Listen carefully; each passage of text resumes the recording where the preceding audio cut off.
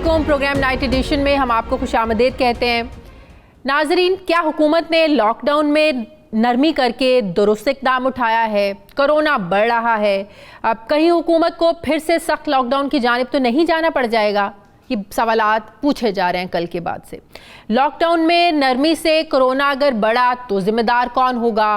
क्या लॉकडाउन को लेकर हुकूमती पॉलिसी कन्फ्यूजन का शिकार है? क्योंकि हुकूमत खुद कहती है कि इस माह के आखिर तक कोरोना मजीद बढ़ेगा और फिर इसके बरक्स लॉकडाउन को हम देखते हैं कि नरम भी कर दिया गया है। क्या हुकूमत लॉकडाउन में नरमी करके बड़ा रिस्क ले रही है? कोरोना के खिलाफ अभी तक कौमी इत्तफाक़ राय एक जो है ना वो पॉइंट ऑफ व्यू सामने क्यों नहीं आ सका है? आधे कारोबार खुले हैं, आधे बंद हैं। क्या ये सूरत हाल ताजिर बिरादरी में मजीद तशवीश नहीं पैदा करेगी और हुकूमत के लिए क्या नया चैलेंज पैदा होगा? और सबसे अहम सवाल ये कि क्या कोरोना की रोकथाम के लिए सख्त तरीन लॉकडाउन नागुज़ीर है? ये वो सवालात हैं जो कि मुल्क के मुख्तलिफ हलकों में इस वक्त ज़ेर बहस हैं। कोरोना जैसी वबा के खिलाफ भी मुल्क भर में कौमी इत्तफाक़ राय का ना होना यकीनन इंतहाई अफसोसनाक है। वफाक ने कल 30 अप्रैल तक मुल्क भर में जुज़वी लॉकडाउन का ऐलान किया था और सूबों को ये कहा था कि वो अपने फैसले खुद करें। सिंध हुकूमत ने लॉकडाउन की पाबंदियों का इतलाक 30 अप्रैल तक करने का ऐलान कर दिया है। दूसरी तरफ वज़ीर-ए-आज़म इमरान खान जो है वो जल्द कराची का भी दौरा करेंगे। क्या वज़ीर-ए-आज़म के दौरे से सूबे और वफाक में मौजूद जो तहफ़्फ़ुज़ात हैं, जो एक अदम एतमाद है, ये सब कुछ ख़त्म हो सकेगा? दूसरी तरफ पंजाब हुकूमत की जानिब से लॉकडाउन में 25 अप्रैल तक तौसीक़ की गई है और आज SOPs के मुताबिक मुतअद्दिद कारोबार ये चलते भी रहे। खैबर पख्तूनख्वा ने भी जुज़वी लॉकडाउन में 2 हफ्ते का इजाफा किया, लेकिन खैबर पख्तूनख्वा में ज़्यादातर कारोबारी सरगर्मियों जो है ना उसको खोलने की इजाज़त दे दी गई है, जबकि मसाजिद में बाजमात नमाज और नमाज जुम्मा की अदायगी से मुतालिक किसी भी सूबे की जानिब से अभी कोई बाकायदा ऐलान नहीं किया गया। मैं बात करूँगी, मुझे ज्वाइन किया सीनियर तज्ज़ियाकार सहाफ़ी मज़हर अब्बास साहब ने। अस्सलाम वालेकुम, बहुत शुक्रिया मज़हर अब्बास साहब। मज़हर अब्बास साहब, एक तरफ वज़ीर-ए-आज़म का, हुकूमत का हम देखते हैं, आप भी जानते हैं, ये मौक़िफ़ रहा है कि कोरोना के केसेस मज़ीद बढ़ सकते हैं। वज़ीर-ए-आज़म साहब बड़ी दफ़ा ये कह चुके हैं कि हो सकता है कि हस्पतालों में जगह कम पड़ जाए। फिर हम दूसरी तरफ देखते हैं कि हुकूमत जो अदालत उज़्मा में रिपोर्ट जमा कराती है बताती है कि 25 अप्रैल तक मुसाफिरीन की तादाद 50,000 तक जा सकते हैं। लेकिन दूसरी तरफ जिस तरीके से ऐलानात किए जा रहे हैं, उससे ज़ाहिर हो रहा है कि अब हुकूमत को लग रहा है कि शायद कोरोना के केसेस बढ़ने नहीं हैं, हालात काबू में आ रहे हैं। ये क्यों कन्फ्यूजन है? ये क्यों गुमगू की कैफियत है? क्या आप समझते हैं कि जो जिस तरीके से लॉकडाउन में नरमी की जा रही है ये केसेस बढ़ने का सबब बनेगा, ख़तरा ज़्यादा बढ़ जाएगा? एक सूबा अपनी मर्जी कर रहा है, दूसरा सूबा दूसरे अपनी पॉलिसी पर चल रहा है। ये क्यों ये कन्फ्यूजन की पॉलिसी है? जी बहुत बहुत शुक्रिया। देखिए, दुनिया भर में 2 चैलेंजेस हैं इस वक्त। एक कोरोना से लड़ना है और दूसरा बेरोजगारी से लड़ना है। और ये सिर्फ पाकिस्तान में ही नहीं, दुनिया भर में और बाकी दुनिया में तो बहुत ज्यादा संगीन सूरत हाल है। आपको पता है कि बेशुमार जगहों पे लाखों लोग बेरोजगार हो गए हैं और वहाँ जो डेथ फिगर्स हैं वो भी दुनिया भर में 1,10,000 से ज्यादा हो गई हैं। लेकिन उसके बावजूद भी अगर हम देखें दुनिया से, अमेरिका, बरतानिया, स्पेन, इटली, जर्मनी, चाइना, तो हमारी डेथ टोल बहुत कम है। लेकिन शायद यही एक बड़ी वजह है कि वज़ीर-ए-आज़म ये चाहते थे कि कुछ ना कुछ इकोनॉमिक एक्टिविटी खोली जाए, और क्योंकि जाहिर है माशी सूरत हाल बहुत ख़राब है, पाकिस्तान की ऑलरेडी बहुत ख़राब है, तो उनका परसेप्शन ये है कि आहिस्ता आहिस्ता खोल कर चीज़ें देखें। लेकिन दूसरी तरफ जो एक खासतौर पर सिंध का परसेप्शन है वो ये कि अभी पीक आना है वायरस का, और जो एक्सपर्ट्स कह रहे हैं कि 15 अप्रैल से 30 अप्रैल तक ये पीक आएगा। उसमें खतरा ये है कि अगर ये वायरस कहीं स्प्रेड हो, आपको पता है कि रमजान आने वाला है और रमजान में इस चीज का बड़ा खतरा है कि आपकी समाजी जो राब्ते हैं और फासले हैं वो भी शायद उस तरीके से फॉलो नहीं किए जाएं। और अगर उलमा कराम ये बात कह रहे हैं और उन्होंने कहीं ये वायलेशन शुरू कर दी, इसी तरीके से जो ताजिर हैं उन पर दबाव है, उनकी भी ज़ाहिर प्रॉब्लम है। लेकिन असल प्रॉब्लम जो दुनिया पाकिस्तान भर के लोगों को समझने की है वो ये कि ये वायरस अगर एक मरतबा स्प्रेड हो गया और लार्जली हो गया तो कि हमारी सूरत हाल अमवात की कई 100 तक पहुंच जाए। तो ये दोनों चीजें देखिए, लेकिन यही तो मैं बात कर रही हूँ कि जो भी फैसला हो वो सब पर एक ही फैसला फिर इम्प्लीमेंट होना चाहिए। एक तरफ विफाक कहता है कि तमाम सूबे जो हैं वो अपने फैसले करने में खुद मुख्तार है, लेकिन फिर जब सिंध अपनी मर्जी करता है, लॉकडाउन में सख्ती का ऐलान करता है, हमने देखा कि जुमे वाले दिन वहाँ पर बिल्कुल 3 घंटों का मुकम्मल लॉकडाउन किया गया, कर्फ्यू किया गया, तो विफाकी वज़रा फिर उठते हैं, प्रेस कॉन्फ्रेंस करते हैं, सिंध पर तनकीद करते हैं। विफाक और सूबों की कोऑर्डिनेशन तो एक तरफ, लगता है कि हुकूमत के अपने अंदर कोऑर्डिनेशन नहीं है, एक वजीर कुछ कहता है तो दूसरा वजीर कुछ कहता है। देखिए, अब यही जहां एक तरफ हम ये कहते हैं कि 98% बातों पे इत्तेफाक राय है, अगर वो इत्तेफाक राय है तो वो फिर नजर क्यों नहीं आ रहा? फिर उसके फौरन बाद आप शहबाज गिल साहब उठा लें, आप फिरदौसा शहबान साहिबा उठा लें, आप फैसल वाडा साहब उठा लें, आप अली जैदी साहब को उठा लें, दूसरी तरफ आप खुद वजीर आला सिंध को उठा लें, सईद गनी साहब को उठा लें, मुर्तजा वहाब को उठा लें। ये शिकवा जवाब शिकवा जो है और शिकायत और जवाब शिकायत जो है, ये जो सिलसिला है, इसको जब तक आप नहीं रोकेंगे तो ये कहना बेमाने हो जाएगा कि 98%। अब वजीर आजम कल कराची आ रहे हैं और वो वजीर आला से भी मिलेंगे, वफाकी काबीना के यहाँ जो वज़रा हैं कराची के उनसे भी मिलेंगे, एक्सपो सेंटर भी जाएंगे जो क्वारंटाइन पूरा एक सेंटर बनाया है।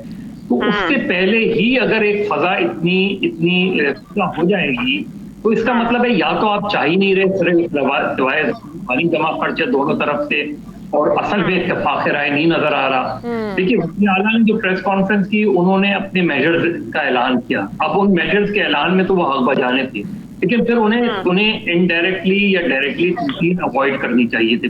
बिल्कुल इसी तरीके से ये जरूरी नहीं है फिरदौसा शहबान साहिबा को कि रोजाना प्रेस कॉन्फ्रेंस, सही मतलब क्या ये लिखा हुआ है कोई? अच्छा, मज़हर अब्बास साहब, आप ज़ाहिर में बैठे हुए हैं, आप बेहतर तौर पर चीज़ों को देख सकते हैं, एनालाइज कर सकते हैं। राशन की तकसीम के हवाले से जो शिकायत आ रही हैं कराची के बहुत से इलाकों से, फिर अंदरूनी सिंध के इलाकों से, मुखय्यर हजरात तो ज़ाहिर अपने ताईं कोशिश कर रहे हैं, लेकिन उनका भी तमाम लोगों तक पहुँचना जो है वो नामुमकिन सी बात है। ज़ाहिर डाटा तो हुकूमतों के पास होता है, तो किस हद तक ये दुरुस्त शिकायत हैं? क्योंकि विफाक तो ये भी कह रहा है ना, ये भी इल्ज़ाम लग रहा है सिंध पर कि जो 12,000 रुपये दिए जा रहे हैं एहसास प्रोग्राम के तहत, सिंध हुकूमत उसमें से भी 1,000 रुपया खा रही है, ये इल्ज़ाम भी लग रहे हैं। तो किस हद तक ये दुरुस्त है शिकायत सिंध में राशन की तकसीम के हवाले से? देखिए, उसका बहुत आसान तरीका है। अगर फर्ज करें वफाकी हुकूमत ये समझ रही है, या सिंध में अपोजिशन ये समझ रही है कि इसमें कहीं घपला हो रहा है, और मैं बिल्कुल इसको डिनाई नहीं करूंगा, क्योंकि अगर आप इंतजामिया की सतह पे चीजों को तकसीम करेंगे, डिप्टी कमिश्नर्स की सतह की चीजों को तकसीम करेंगे, मैं पहले भी ये बात करता रहा हूँ कि आपके पास जब मुंतखब काउंसलर्स मौजूद हैं, कम से कम सिंध में तो मुंतखब बल्दियाती इदारे मौजूद हैं, उनके थ्रू क्यों नहीं किया जा रहा?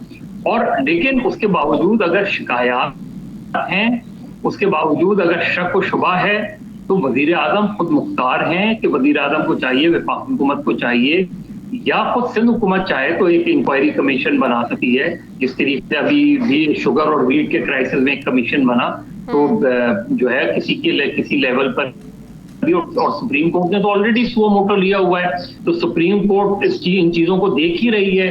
सुप्रीम कोर्ट में विफाक एक दरखास्त दाखिल कर सकती है, कोई भी जाके एक दरखास्त दाखिल कर सकता है, उसमें कह सकता है कि हमें शक है कि जो है राशन सही डिस्ट्रीब्यूट नहीं हो रहा। बहुत शुक्रिया अब्बास साहब मेरे साथ थे। नाज़रीन, मुझे प्रोग्राम में एक ब्रेक लेनी है, वापस आते हैं एक छोटे से वक्फे के बाद।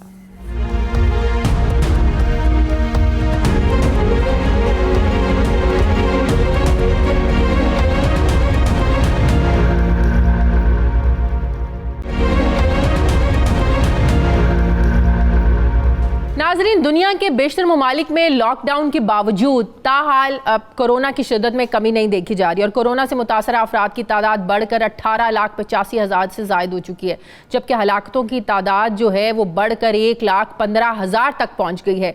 दुनिया भर के जो तिब्बी माहिरीन है इस वक्त कोरोना वायरस की वैक्सीन के लिए या इलाज की तलाश करने में मसरूफ़ है। इस वक्त पाकिस्तान से लेकर अमरीका तक कोरोना वायरस के मरीजों के इलाज के लिए प्लाज्मा या एंटीबॉडीज़ थेरेपीज़ का इस्तेमाल किया जा रहा है। ताहम पाकिस्तानी तिब्बी माहिरीन ने इसी तरीका इलाज से एक नया तरीका निकालने में कामयाब हो गए हैं। कराची में वाक़ डाउ medical university of health sciences की तिब्बी माहिरीन की एक टीम ने कोरोना से सेहतयाब होने वाले मरीजों से हासिल किए जाने वाले एंटीबॉडीज को साफ करके इनसे एक खास किस्म के ज़रात हासिल करके इनसे इंट्रावेनियस इम्यूनोग्लोबुलिन तैयार की है। और ये तरीका इलाज आलमी सतह पर इलाज के तरीकों की मंजूरी देने वाले अमरीकी इदारे फूड एंड ड्रग एडमिनिस्ट्रेशन की जानिब से मंजूर शुदा है और इसे माजी में कुव्वते मुदाफ़त की बीमारियों समेत दीगर बीमारियों के लिए भी इस्तेमाल किया जाता रहा है। ये यकीनन कोरोना वायरस के इलाज के हवाले से एक मुस्बत पेशरफ्त है, लेकिन कोरोना का बाकायदा इलाज दरियाफ्त होने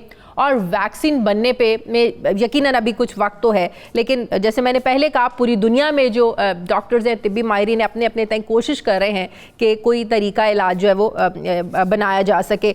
मुझे इस वक्त ज्वाइन किया है प्रोफेसर शौकत अली हैं, प्रिंसिपल डाउ कॉलेज ऑफ बायोटेक्नोलॉजी और रिसर्च टीम के हेड भी हैं ये।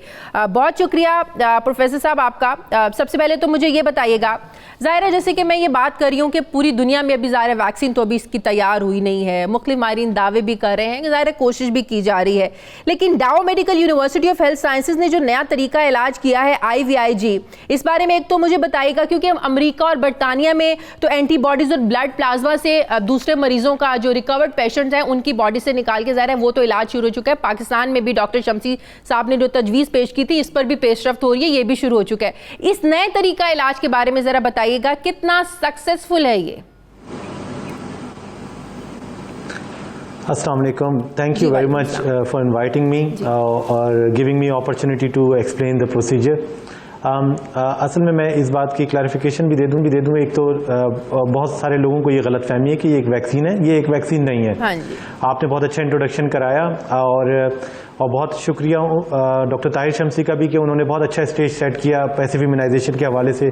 पाकिस्तान में उन्होंने मीडिया पे आके कई लोगों को जो है वो अवेयरनेस दी इस बारे में। ये भी पैसिव इम्यूनाइजेशन का ही एक तरीका है, IVIG भी। हाँ। और IVIG जो है वो दुनिया भर में राइज तरीकों में से एक तरीका है, ये कोई नया तरीका नहीं है। इस तरीके में जो हमारी दरियाफ्त है वो ये है कि हमने इसके अंदर एक ऐसा तरीक़ेकार इख्तियार किया कि दुनिया भर में जो राइज तरीक़ेकार है वो ये है कि IVIG सेहतमंद इंसानों से लिया जाता है, जबकि हमारे तरीके में हमने जो तरीका अडॉप्ट किया वो ये था कि हमने वो लोग जो कि रिकवर हुए कोविड-19 के इन्फेक्शन से, उनका जो है वो प्लाज्मा लिया है उनकी सेहतयाबी के बाद, और उस प्लाज्मा से हमने एंटीबॉडीज़ हासिल की हैं। अब अगर इस तरीके इलाज को आप समझे तो होता यह है कि ये एंटीबॉडीज़ ही मेन कंपोनेंट होती हैं प्लाज्मा का, और जब कोई शख्स किसी इन्फेक्शन से फाइट कर रहा होता है और गुजर रहा होता है किसी इन्फेक्शन से, तो ये एंटीबॉडीज उसके जिस्म में बनती हैं कुदरती तौर पे, और फिर जब ये शख्स रिकवर हो जाता है उस वक्त भी ये एंटीबॉडीज मौजूद होती हैं। इसीलिए प्लाज्मा थेरेपी को सजेस्ट किया गया, और वो भी दुनिया में एक मेथड है। और जब भी इमरजेंसी का टाइम आता है और कोई वैक्सीन अवेलेबल नहीं होती या कोई लाइफ थ्रेटनिंग सिचुएशन होती है तो उस वक्त इसको यूज किया जाता है। ये पैसिव इम्यूनाइजेशन का ही एक तरीका है, और इस मेथड में अगर आगे जाएं, आप फर्दर जाएं और उसको फर्दर रिस्क फ्री करें और उसको ज़्यादा मौसर करने की कोशिश करें तो तरीका आता है IVIG का, जिसमें प्लाज्मा का वही इफेक्टिव कंपोनेंट जिसे एंटीबॉडीज कहते हैं उसको प्यूरिफाई कर लिया जाता है। उससे कई रिस्क जो है वो ख़त्म हो जाते हैं। फॉर एग्जाम्पल जो है वो अगर एक शख्स से आप दूसरे शख्स में प्लाज्मा ट्रांसफ्यूजन कर रहे हैं तो रिस्क ऑफ ट्रांसमिशन है कि कोई डिजीज कोई इन्फेक्शियस एजेंट एक शख्स से दूसरे में मुंतकिल हो जाएगा। बिल्कुल इसी तरह प्लाज्मा के अंदर मौजूद एंटीबॉडीज के अलावा जो दूसरे कंपोनेंट है वो भी किसी शख्स की बॉडी में जब ट्रांसफ्यूज होते हैं तो उनका भी रिएक्शन आ सकता है। ये जो तरीका इलाज IVIG का है, इसमें प्यूरिफाइड एंटीबॉडीज इस्तेमाल की जाती हैं, इसलिए सिर्फ एक्टिव कंपोनेंट पेशेंट की बॉडी में जाता है और वो ज्यादा महफूज होता है और ज्यादा मौसर भी साबित हो सकता है। तो इसमें एक पेशेंट से आप कितना वो एंटीबॉडीज प्लाज्मा कर सकते हैं, वो कितने पेशेंट को वो सर्व कर सकते हैं, एक रिकवर्ड पेशेंट? हमारी जो अभी एक आप कह लें कि एजुकेटेड गैस है या एजुकेटेड कैलकुलेशन है, उसके हिसाब से या लिटरेचर देखते हुए 1 से 2 पेशेंट तक हम इसको ले जा सकते हैं, मिनिमम 1 से 2 पेशेंट। और उसके बाद जब हम इसकी डोजेज फॉर्मेशन करेंगे और डोजेज पर ट्रायल करेंगे, उस वक्त ही ये बताया जा सकेगा कि एक पेशेंट के प्लाज्मा से हम कितने पेशेंट को ट्रीट कर सकेंगे। लेकिन अभी जो डाटा को देखते हुए नजर आ रहा है वो मिनिमम 1 से 2 पेशेंट जरूर नजर आ रहे हैं। तो ये क्लिनिकल ट्रायल इसका कब से शुरू करेंगे आप? इसके क्लिनिकल ट्रायल के लिए हमने नेशनल बायोएथिक्स कमेटी को अप्लाई कर दिए। अच्छा। और आज के दिन में हमने जो है वो अपनी एप्लीकेशन उनको सेंड कर दिए, और आज ही के दिन में हम इंशाल्लाह जो है वो ड्रैप को भी एप्लीकेशन अपनी सेंड कर रहे हैं और दोनों इदारे इस वक्त फास्ट ट्रैक पे काम कर रहे हैं। अभी FDA ने भी जो अप्रूवल दिया है, चाहे वो प्लाज्मा थेरेपी का हो या पैसिव इम्यूनाइजेशन का हो, दोनों तरीकों में उन्होंने इसको कंडीशनल अप्रूवल यही दिया है कि ये क्रिटिकली इल पेशेंट में इस्तेमाल होगा। और वंस इस ट्रायल के इन ट्रायल्स के रिजल्ट आएंगे, जो है वो दुनिया भर में चल रहे हैं। IVIG पे भी एक ट्रायल चल रहा है, मगर वो IVIG पे जो ट्रायल इस वक्त चाइना में चल रहा है, वो ट्रायल जो है वो नॉन स्पेसिफिक IVIGs का है, जो हमने डिस्कवर किए या हमने जो डेवलप किए।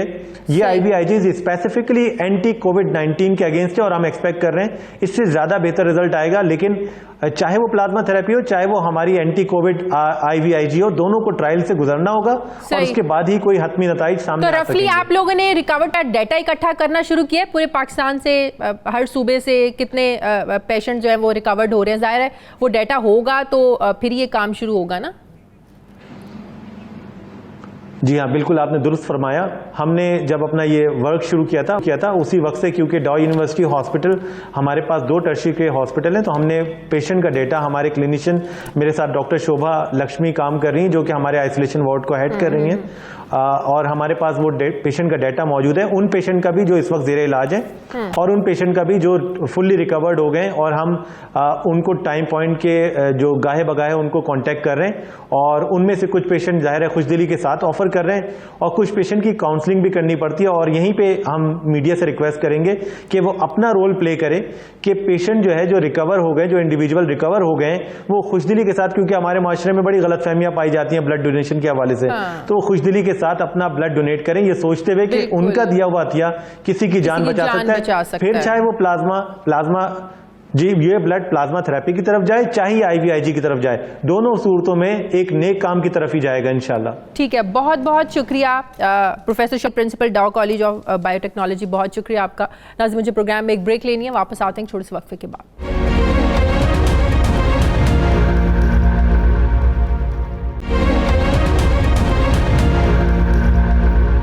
ब्रेक के बाद एक बार फिर से आपको खुशामदीद कहते हैं। नाजरीन, कोरोना वायरस की वबा आलमी मईशत के लिए तबाहकुन है। आलमी मईशतों की तरह पाकिस्तान की मईशत को भी यकीनन धचका लगा है। इस वबा की वजह से मुल्क को गैर मामूली चैलेंजेस का सामना है। स्टेट बैंक ने अपनी मौशी जायजा रिपोर्ट जो पेश की है उसमें कहा है कि पाकिस्तान की मालियाती मंडियां दबाव का शिकार हैं। मकामी सरमायाकार भी इस वक्त मोहतात हैं। कर्जों की मार्केट को फरोग के दबाव का सामना है। मार्च के महीने में गैर मुल्की सरमायाकारों ने टी बिल से $1 अरब 70 करोड़ का सरमाया निकाल लिया है, जिससे रुपए की कदर में कमी आई है।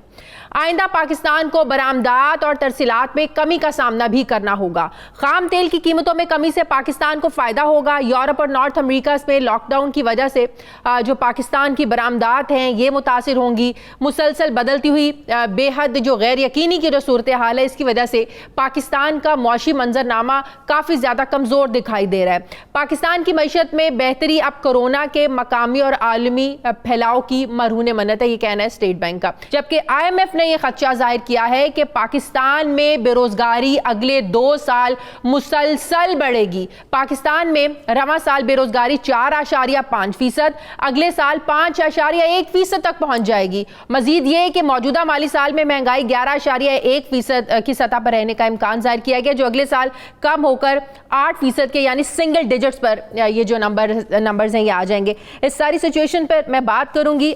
मुझे ज्वाइन किया प्रोग्राम में सैयद समर हसनैन साहब हैं, executive director development finance group state bank. अस्सलाम वालेकुम, बहुत शुक्रिया सैयद समर साहब आपका। जैसा कि हम बात कर रहे हैं, पूरी दुनिया में जाहिर है इस वक्त कोरोना का जो सामने, इसमें कोई शक नहीं है कि कोरोना की वजह से पूरी दुनिया की जो मईशत है ज़ाहिर है क्राइसिस में। अभी कहा जा रहा है कि हालात मजीद, पूरी दुनिया कह रही है कि हालात मजीद जो है ना वो बदतर हो सकते हैं। अभी जो स्टेट बैंक जिसकी रिपोर्ट का मैं भी जिक्र कर रही थी, जिसमें कहा गया है कि पाकिस्तान की मालियाती मंडियां दबाव का शिकार हैं। ज़ाहिर है जो आपके डोमेस्टिक जो आपके इन्वेस्टर्स हैं वो भी कोई इन्वेस्ट करने को तैयार नहीं है, पैसा लोग निकालने की कोशिश कर रहे हैं। ज़ाहिर है इस सरमाए के इनखला से एक्सचेंज मार्केट पर भी एक बहुत ज़्यादा प्रेशर पड़ा है। इन हालात में क्या रुपया मजीद डिवैल्यू होगा, महंगाई बढ़ेगी? क्या आप देख रहे हैं आने वाले दिनों में क्या चैलेंजेस हमें फेस करने पड़ सकते हैं? जी शुक्रिया शाजिया।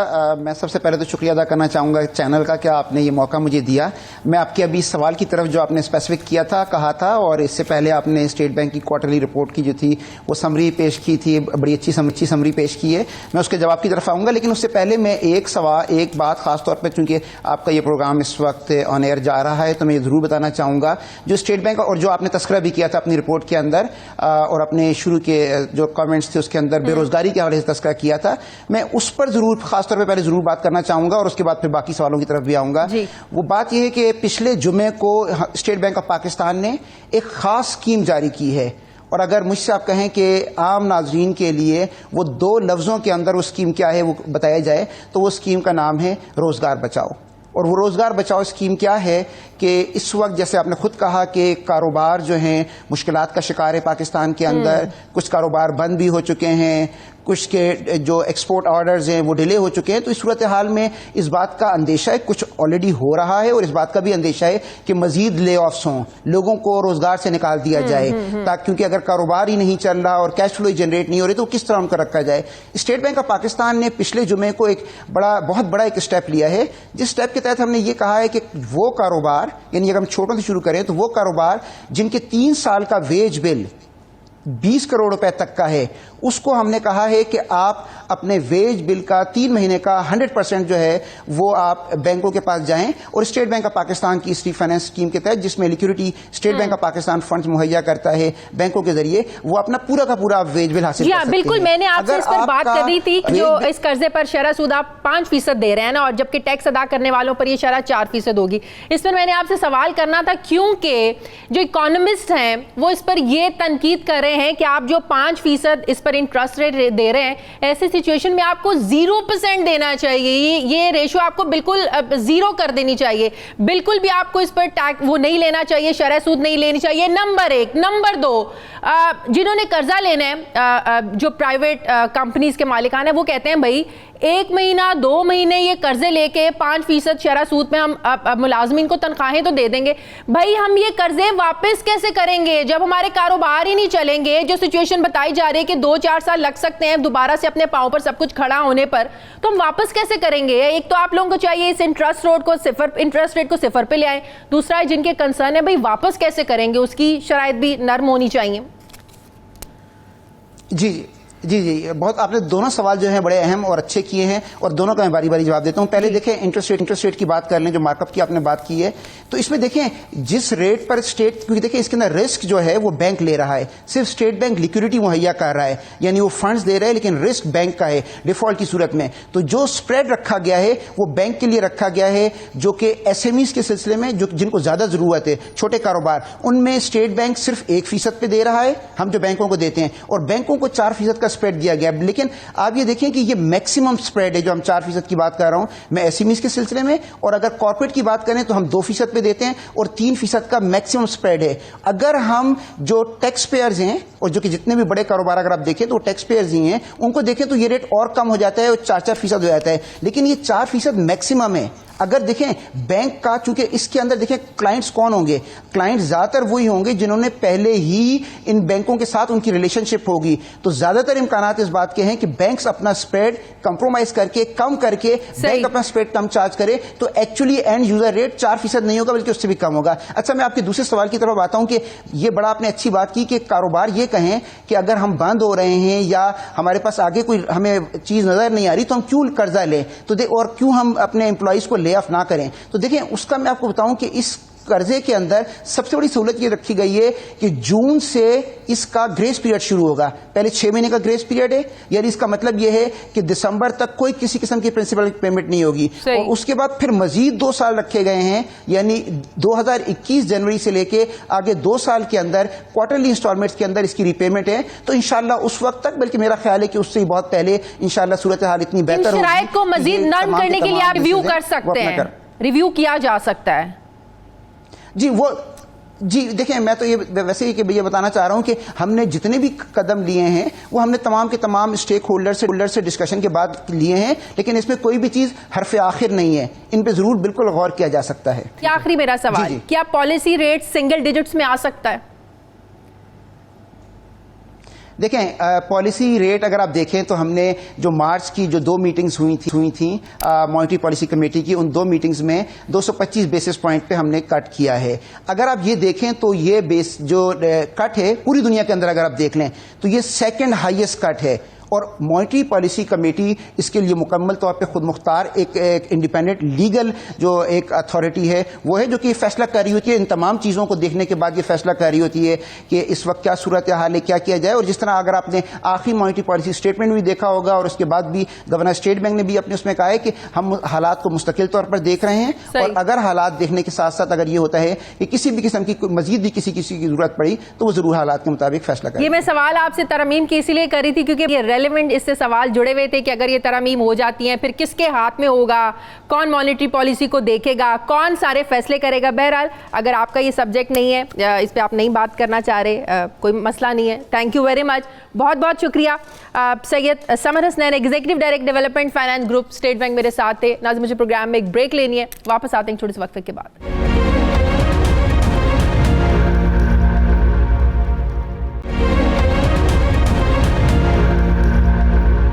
नाज़रीन, दुनिया भर में लॉकडाउन के नफाज के बावजूद अब तक कोरोना केसेस में कमी नहीं देखी जा रही और कोरोना से मुतासर अफराद की तादाद बढ़कर 20 लाख से तजावुज़ कर चुकी है, जबकि अब तक 1,28,000 के करीब अफराद जो है वो अपनी जान की बाजी हार चुके हैं। दुनिया की सुपर पावर अमेरिका ने कोरोना से मुतासर अफराद और हलाकतों की तादाद वहाँ पर सबसे ज़्यादा है। अमेरिका में अभी तक 6,15,000 के करीब अफराद जो हैं इस वबा से मुतासर हो चुके हैं, जबकि 26,000 के करीब अफराद वहाँ पर जान की बाजी हार चुके हैं।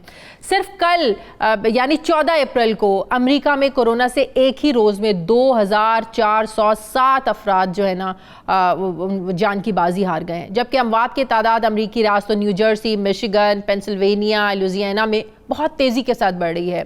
अमरीकी रियासत न्यूयॉर्क इस वायरस से सबसे ज़्यादा मुतासर हुआ है, जहां सबसे ज़्यादा 10,000 से ज़्यादा हलाकतें सामने आई हैं। न्यूयॉर्क के गवर्नर्स का कहना है कि अगर हम अकल का इस्तेमाल करें तो बुरे हालात ख़त्म हो जाएं, जबकि कोरोना वायरस की वजह से अमेरिका भर में नाफिज लॉकडाउन पर अमरीकी सदर और गवर्नर्स में अब ठन गई है।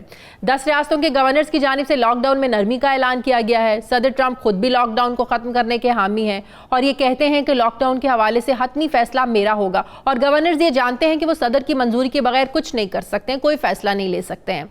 सदर ट्रंप ने अमेरिका में 1 मई से लॉकडाउन खत्म करने की बात भी की है। अमेरिकी सदर ने WHO पर यह इल्जाम लगाया है कि उन्होंने जिंदगियां बचाने से ज्यादा सियासी बुनियादों पर फैसले किए हैं और वबा के बारे में चीन के दावों को ही तस्लीम किया। उन्होंने WHO पर चीन के लिए तरफदारी का इल्जाम भी आयद किया और आलमी इदारे सेहत के लिए इमदाद भी रोक दी है। सदर ट्रंप का यह कहना था कि मैं अपनी इंतजामिया को यह हिदायत कर रहा हूं कि वो आलमी इदारे सेहत की फंडिंग रोक दें और WHO के किरदार का जायजा लिया जाए, जिसने इंतहाई बद इंतजामी की है और कोरोना वायरस के फैलाव को छुपाया है। यहाँ मैं ये बताऊं कि आलमी इदारे सेहत के लिए 2019 में की जाने वाली फंडिंग में अमेरिका का हिस्सा 15% से भी कम था। दूसरी तरफ बरतानवी वज़ीर आज़म अस्पताल से घर मुंतकिल हो गए, लेकिन बरतानिया में नए केसेस और हलाकतों की तादाद ये भी मुसलसल बढ़ रही है, इसमें इजाफा हो रहा है। बरतानिया में कोरोना वायरस से हलाकतों की तादाद 12,107 हो चुकी है, जबकि कुल केसेस की अगर बात करें तो ये 93,000 से तजावुज़ कर गए हैं। बरतानिया में गुज़श्ता कुछ दिनों से कोरोना वायरस की शिद्दत में रिकॉर्ड जो है ना वो इजाफा देखा गया है। हलाकतों में रोज़ बरोज़ इजाफे के बाद बरतानिया का शुमार कोरोना वायरस से सबसे ज़्यादा मुतासरा 5 ममालिक की फहरिस्त में हो रहा है। कोरोना वायरस की वजह से लॉकडाउन चौथे हफ्ते में दाखिल हो चुका है। कोरोना वायरस की रोकथाम के लिए बरतानिया में लॉकडाउन में तोसी का इम्कान है और ये कहा जा रहा है कि लॉकडाउन की मुद्दत 7 मई तक बढ़ाई जा सकती है। बरतानिया के सबसे बड़े नर्सिंग होम के सरबराह का ये कहना है कि बुजुर्ग शहरियों में कोरोना वायरस के केसेस और हलाकतों की तादाद सरकारी रिपोर्ट से कहीं ज़्यादा है।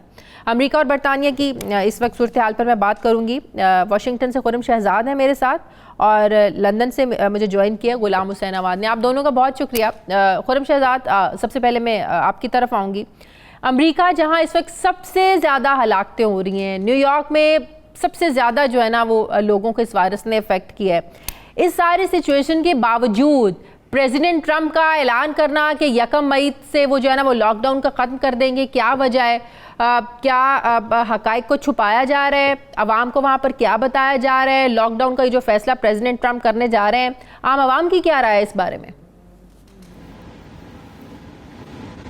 जी, यहाँ पे जो इस फैसले को पॉलिटिकल एंगल से देखा जा रहा है कि प्रेसिडेंट ट्रंप चाहते हैं कि 25% जो वर्क फोर्स है वो किसी सूरत में कोई ऐसा फार्मूला बनाया जाए कि वो अपने काम पे वापस आ जाए। वो 25% वर्क फोर्स जो डॉक्टर फाउची के मुताबिक, CDC के मुताबिक, जो प्रेसिडेंट ट्रंप से उनकी बात हुई है उसके मुताबिक वो चाहते हैं कि ऐसे अफराद जो कोरोना वायरस के इम्यून हो चुके हैं और जिनके पास अब जिनके दोबारा चांसेस नहीं है लगने के कोरोना वायरस, उनको वर्क फोर्स पे जाने की इजाजत दी जाए। और दूसरी तरफ इसी फार्मूले का हिस्सा ये बताया जा रहा है कि वो लोग जो इंतहाई अहम पोस्ट पे हैं और जिनका ऑफिस में होना जरूरी है, तो उनको एक स्पेशल एनवायरनमेंट बनाया जाए, उनको ऑफिस में लेके जाया जाए। तो प्रेसिडेंट ट्रंप इसको एज ए पोलिटिकल गेन लेना चाह रहे हैं और इसी सिलसिले में उन्होंने, लेकिन ये भी वहां पर बड़े लोग बात कर रहे हैं अमेरिका में कि कौन नहीं जानता कि प्रेसिडेंट ट्रंप की अपने, जाहिर है उनके अपने भी इकोनॉमिक इंटरेस्ट है, उनकी अपनी एक बड़ी बिजनेस एम्पायर है, उनके बिजनेस को भी जहां पूरी दुनिया में नुकसान हो रहा है, जाहिर है वहां भी नुकसान हो रहा है, तो वो अपने इस इंटरेस्ट को मद्देनजर रखते हुए भी ना लॉकडाउन में कमी करना चाहते हैं, लॉकडाउन फौरी हटाना चाहते हैं। क्या ये रीजन भी दुरुस्त है? लोग बहुत डिस्कस कर रहे हैं अमेरिका में ये भी। ये एक वन ऑफ द रीजंस हो सकती है, लेकिन ये ब्रॉडर जो पूरे कंट्री के ऊपर जहां पे उनकी एम्पायर है इस वक्त, president Trump as the chief of the command है इस वक्त अमेरिका के, तो उसके लिहाज से अगर आप WHO का फैसला देखें आने वाले इलेक्शन के हिसाब से इसको लिंक करते हैं, तो WHO के ऊपर सारी जिम्मेदारी डाल दी प्रेसिडेंट ट्रंप ने और सबूत के साथ डाली कि इस जनवरी में आपने हमें ये कहा सफरी पाबंदी के बारे में, फरवरी में आपने हमें ये कहा, मार्च में आपने ये कहा, आपका झुकाव सारा चाइना की तरफ से है, तथा आप अमेरिका के खिलाफ जो फोर्सेज काम कर रही है आप उनकी फेवर में अपनी पॉलिसी अनाउंस कर रहे थे। और इसका हमने सबूत ये देखा कि ऑस्ट्रेलिया प्राइम मिनिस्टर जो है स्कॉट मॉरिसन, उन्होंने भी इसके प्रेसिडेंट ट्रंप की इस फैसले की हमायत में कल बयान दिया। तो एक प्रेसिडेंट ट्रंप को इंडोर्समेंट भी मिल गई इंटरनेशनली, और खासतौर पर जो $50 करोड़ हर साल अमेरिका WHO को देता है, उसकी जो 15% बनती है टोटल अमाउंट का WHO को जो हर साल सारी दुनिया देती है उसका 15% बनता है, तो उसके रोकने से प्रेसिडेंट ट्रंप ने अपने जो वोटर जो उनका जो सपोर्ट बेस है उसको एक पैगाम दिया है कि मेरा कसूर बिल्कुल नहीं था, इस वक्त जब क्राइसिस में फंसे हुए थे, ये एक आलमी साजिश का हिस्सा था। लेकिन इससे हटकर ऐसे मौके पर WHO की फंडिंग रोकना क्या दुरुस्त फैसला है? इस बारे में क्या राय है वहां पर? इस क्राइसिस में आप फंडिंग रोक रहे हैं। जी, जो प्रेसिडेंट बिल्कुल जो डेमोक्रेट यहाँ पे हैं वो तो बहुत सख्त तनकीद कर रहे हैं, लेकिन अमरीकी अवाम इसकी बिल्कुल भी केयर नहीं कर रही कि उन्होंने फंडिंग रोकी है कि नहीं रोकी। उसकी वजह यह है कि अमरीकी जो इस वक्त जो 10 स्टेट्स हैं जो जिसके अंदर नरमी की करने की बात हो रही है, वो सारी की सारी डेमोक्रेट स्टेट्स हैं। तो वहां पे जो गवर्नर्स हैं वो चाहते हैं कि वहां पे नरमी और सोशल एक्टिविटीज बहाल हों, तो उस हवाले से भी लोग उसको भी पोलिटिकल देखने के वाकई प्रेसिडेंट ट्रंप जो है वो सही कह रहा है कि ये डेमोक्रेट पार्टी की तरफ से एक ऐसा पोलिटिकल जितना खौफ अमेरिका में इस वक्त है, ये लॉकडाउन अगर खत्म भी हो जाता है, क्या लोग बाहर निकलने को तैयार हैं, कामों पर जाने को तैयार हैं? लोगों की एक आम शहरी की वहां पर क्या राय है कि जितना खौफ कोरोना ने वहां पर फैलाया हुआ है, आम आदमी खुश है कि लॉकडाउन खत्म हो जाए? जी, ये जो खौफ की आप बात कर रही हैं, ये बिल्कुल ये हमारे जो न्यूयॉर्क की सबर्बन स्टेट्स हैं up to Washington DC, Virginia, West Virginia तक की है। इसके बाद अगर आप मिड वेस्ट में चले जाती हैं, वेस्ट में चले जाएं, तो वहां पे आपको इसका इतना खौफ नहीं देखने में पाया जा रहा। वहां पे केसेस भी कम है, कुछ काउंटीज हैं जहां पे कोई केस भी नहीं रजिस्टर हुआ। लेकिन कल एक अनोखी बात ये हुई कि ये जो लुजियाना और वाशिंगटन और कैलिफोर्निया की स्टेट्स के अंदर नए केसेस बहुत ज्यादा तादाद में आ गए और अमवात भी हुई, बल्कि एक घराने के अंदर 2 अमवात हो गई। तो उस वजह से लोगों के अंदर एक टेम्परेरी, टेक्सास की ये बात करूं, टेक्सास के अंदर एक टेम्परेरी तौर पे ये खौफ पैदा हुआ कि ये इन लोगों के पास वायरस कैसे आया, कैसे ये लोग इस वायरस से फौत हो गए। एक अहम बात यह है कि 3700 पीपल जिन लोगों को इन्होंने करार दिया था कि वो फेफड़े की बीमारी से फौत हुए न्यूयॉर्क, न्यू जर्सी में, कल जब उनका डाटा स्कैन किया गया तो उनको भी कोरोना वायरस ही था। तो बहुत बड़ी तादाद में पूरे अमेरिका में ऐसे लोग जो कोरोना से इन्फेक्टेड हैं, लेकिन वो फेफड़ों की बीमारी में, तो उसकी भी तशखीस नहीं हो सकी। अब खासतौर पर प्रेसिडेंट ट्रंप ने एक अहम जो फैसला किया है कि जो इकोनॉमी है उसके अंदर मनी पंप कर रहे हैं, जैसे अमेरिकन एयरलाइन को $25 बिलियन एक्स्ट्रा कल अनाउंस किया कि उनको दिया जाएगा। इस तरह स्मॉल बिजनेस को $2 ट्रिलियन उनको देने का किया। वो कोशिश तो कर रहे हैं कि अवाम की जो सिंपैथीज हैं, कि मैं तो पूरी कोशिश कर रहा हूँ, पूरी कोशिश कर रहा हूँ बिल्कुल कि जितना नुकसान कम से कम हो सकता है उसको किया जाए, कम कोशिश की जाए। गुलाम हुसैन नवान, बरतानिया की जरा सूरत हाल बताइएगा। केसेस अभी भी वहाँ पर बतदरीज बढ़ रहे हैं और खासकर लॉकडाउन के हवाले से कोई फैसला कोई है कि वहाँ पर भी बरतानिया में भी लॉकडाउन की जो मुद्दत है वो बढ़ सकती है? जी बिल्कुल, फैसला काबीना ने कर दिया है कि 3 हफ्ते जो है वो लॉकडाउन की मुद्दत बढ़ाकर 7 मई तक कर दिया गया, लेकिन जुमेरात के रोज जो है उसका बाकायदा अनाउंसमेंट की जाएगी और उसमें कुछ जो है वो एक्स्ट्रा मेयर्स का बारे में बताया जाएगा, लेकिन 7 मई तक जो है गवर्नमेंट ने ऐलान कर दिया है। लेकिन जो अपोजिशन है यहाँ की, उन्होंने इस हवाले से तहफ़्फ़ुज़ात का इज़हार किया। उनका कहना था कि हुकूमत जब ये लॉकडाउन की मुद्दत बढ़ाए 7 मई तक, तो 7 ये भी ऐलान कर दे कि दोबारा 7 मई के बाद वो किस तरह रिलैक्सेशन देकर जो है वो लाइफ को नॉर्मल बनाएंगे।